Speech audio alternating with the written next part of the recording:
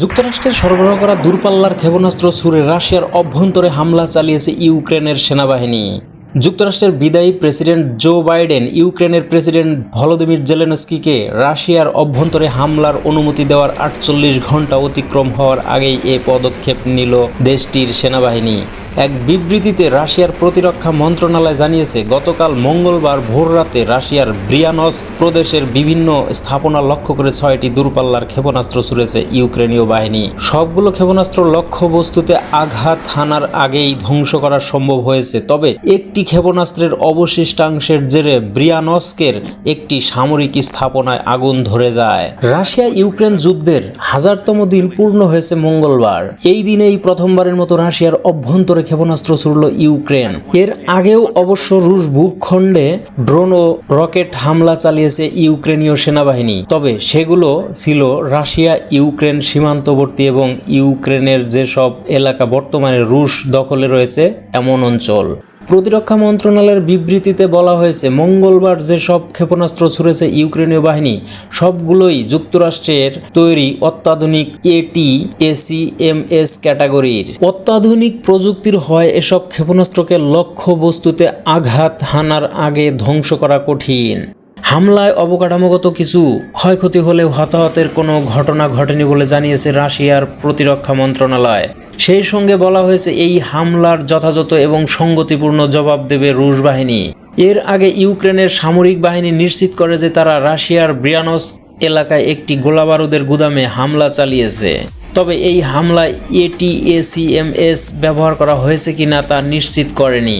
মঙ্গলবার সকালে ইউক্রেনের সামরিক বাহিনী এক বিবৃতিতে জানিয়েছে, যুক্তরাষ্ট্রের ক্ষেপণাস্ত্র ব্যবহার করে রাশিয়া ইউক্রেন সীমান্ত থেকে প্রায় 100 কিলোমিটার দূরে কার্চেভ শহরের একটি অস্ত্রাগারে হামলা করা হয়েছে। হামলার পর সেখানে 12টি বিস্ফোরণের ঘটনা ঘটে। এদিকে রুশ বাহিনীকে পরমাণু অস্ত্র ব্যবহারের অনুমতি দিয়ে মঙ্গলবার এক ডিক্রিতে সই করেছেন প্রেসিডেন্ট পুতিন। 3 বছর ধরে চলা রাশিয়া ইউক্রেন যুদ্ধে পুতিন এই প্রথম পরমাণু অস্ত্র ব্যবহারের অনুমতি দিলেন বলে সাংবাদিকদের জানিয়েছেন পুতিনের মুখপাত্র এবং ক্রেমলিনের প্রেস সেক্রেটারি দিমিত্রি পেসকভ। নতুন এই ডিক্রিতে বলা হয়েছে, যেসব দেশের পরমাণু অস্ত্র নেই তাদেরকে যদি তৃতীয় কোনো দেশ বা পক্ষ এ ধরনের বিধ্বংসী অস্ত্র দেয়, সেক্ষেত্রে সেসব দেশের বিরুদ্ধে পরমাণু অস্ত্র ব্যবহার করতে পারবে রাশিয়া। মঙ্গলবার মস্কোতে ক্রেমলিন কার্যালয়ে আয়োজিত এক ব্রিফিংয়ে পেসকভ বলেন, পরমাণু অস্ত্র নেই এমন কোনো আগ্রাসী দেশের সঙ্গে পরমাণু অস্ত্র সমৃদ্ধ কোনো দেশ যদি জোটবদ্ধ হয় তাহলে তা আর একক নয়, বরং যৌথ হামলায় পরিণত হয়। আর এমন পরিস্থিতিতে নিজেদের নীতি অক্ষুণ্ণ রেখে যে পদক্ষেপ নেওয়া উচিত আমরা সেটিই নিয়েছি। পেসকভ আরো বলেন, রাশিয়া সবসময় পরমাণু অস্ত্র ব্যবহার করার বিপক্ষে। আমরা শুধু আমাদের নিরাপত্তা, সার্বভৌমত্ব এবং অখণ্ডতা রক্ষার জন্য এর সিদ্ধান্ত নিতে বাধ্য হয়েছি। গত রোববার ইউক্রেনের প্রেসিডেন্ট ভলোদিমির জেলেনস্কিকে রাশিয়ার অভ্যন্তরে হামলার জন্য অনুমতি দেন যুক্তরাষ্ট্রের বিদায়ী প্রেসিডেন্ট জো বাইডেন। এই অনুমতির 2 দিনের মধ্যে পরমাণু অস্ত্র ব্যবহার বিষয়ক ডিক্রিতে সই করলেন পুতিন।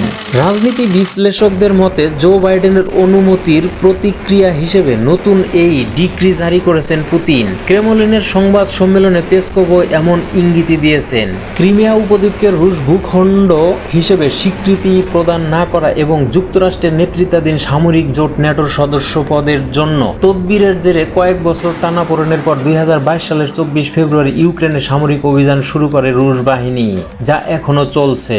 প্রেসিডেন্ট পুতিন নিজে এই অভিযানের নির্দেশ দেন। এ অভিযানে প্রায় 3 বছরে উভয় পক্ষের লাখ লাখ সামরিক বেসামরিক মানুষ নিহত হয়েছেন।